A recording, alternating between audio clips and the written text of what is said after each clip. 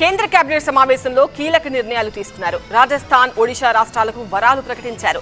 రాజస్థాన్లోని కోటాలో greenfield airport నిర్మాణానికి, కటక్ భువనేశ్వర్ 6 లేన్ల రింగ్ రోడ్ నిర్మాణానికి కేబినెట్ ఆమోదం తెలిపింది. రాజస్థాన్లోని కోటా బుందీలో కొత్త గ్రీన్ఫీల్డ్ ఎయిర్పోర్ట్ నిర్మాణానికి కేబినెట్ ఆమోదం తెలిపింది. 1507 కోట్ల రూపాయల నిధుల్ని ఎయిర్పోర్ట్ నిర్మాణానికి విడుదల చేశారు.